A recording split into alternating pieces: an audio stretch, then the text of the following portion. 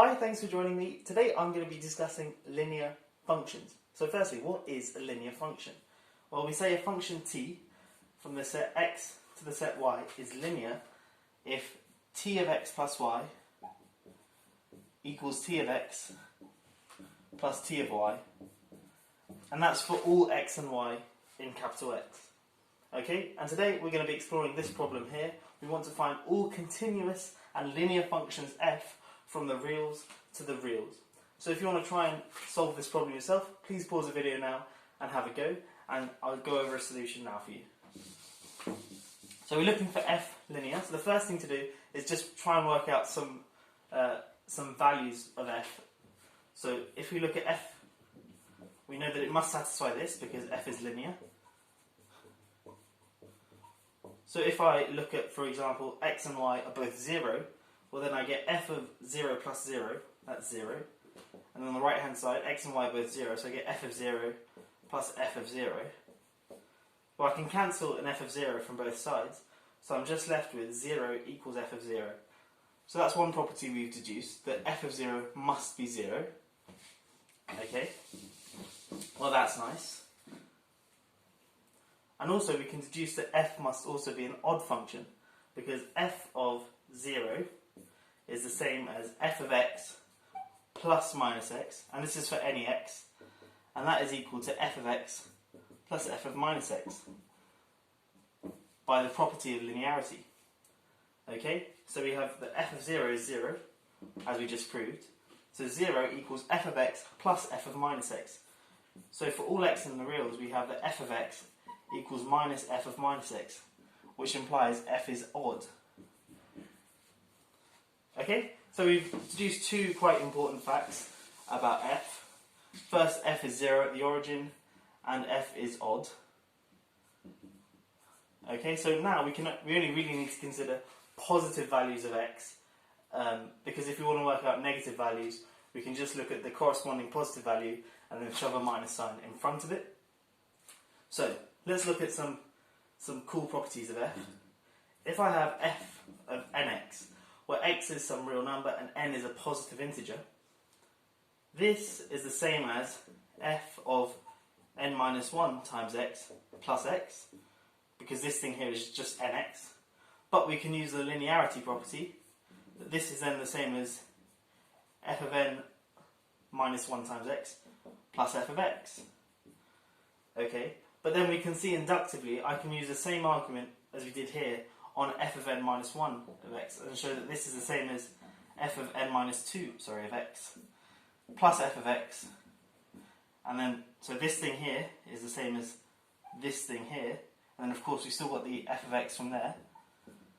But then we can put those two together to get 2f of x, and in fact inductively you can prove it yourself if you'd like, but we can see that this equality holds. F of nx equals n times f of x, and this is for any x and for any positive integer n. Okay, so that again is another neat result we can deduce about f. So f of nx is equal to n times f of x. One thing to perhaps note at this stage is we haven't actually used the fact that f is continuous yet, and as far as I can, I'll try to not use this, but we actually have to use this in the last stage of the argument. But yeah, for now we've managed to deduce these three properties solely from the fact that f is linear.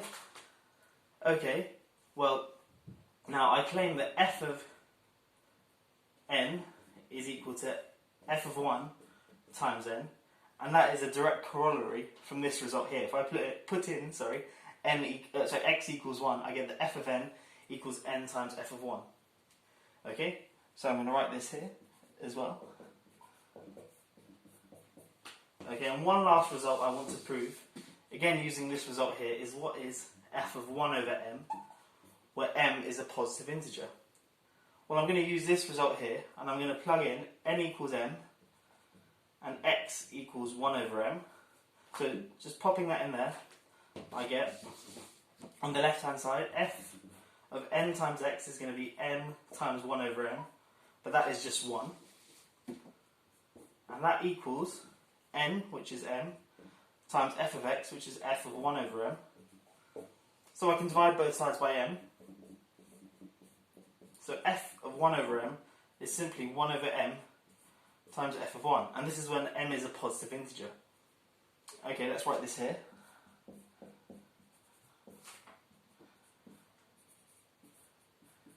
And now what we can see is we can actually work out what f is for any positive rational number.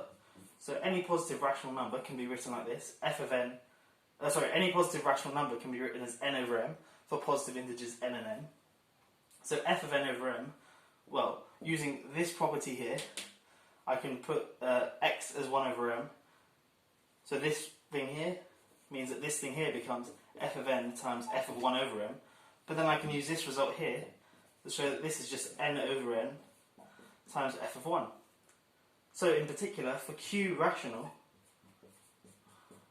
f of q is just q times f of 1, which is really neat. We've shown that f, for any rational number, f is just the input times f of 1, which is just some constant. And in fact, this is an arbitrary constant because we're looking for all functions f, and there are clearly going to be quite a few. But for rational numbers, we have this result here. So in particular, if we look at this on an xy graph, this is x, and this is f of x. Depending on what f of 1 is, whether it's positive or negative or 0, it's going to either look like this. So this would be if f of 1 was positive, or if f of 1 was negative, something like that. And if f of 1 was 0, then f would just be identically 0. But remember, this is only along the rationals. But here's where we use the fact about continuity. Because f is continuous and the rational numbers are dense in R, which means if you take any rational number and you look at any sort of if you take any rational number and look at any small neighbourhood around that number, you'll always be able to find an irrational number. And vice versa, if you look at any irrational number, you'll be able to find any rational number in any small neighbourhood of that number.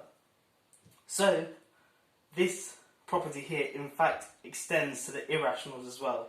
So, f of x for any x, whether x is rational or irrational, must equal x times f of 1. But in particular, we can write f of x then is just a times x, where a is a constant. So that essentially is the problem done. We've shown that f of x is just some constant times x by using this quite nice argument here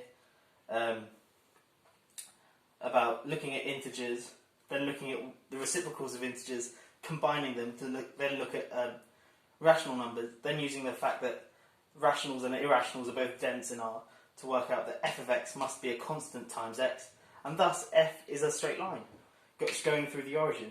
And that's where the term linear comes from, or the idea of linearity, because it's just a straight line. I hope you've enjoyed this video. If you have, please do like it, and if you haven't already, do consider subscribing. That's all from me for now. See you next time. Have a great day.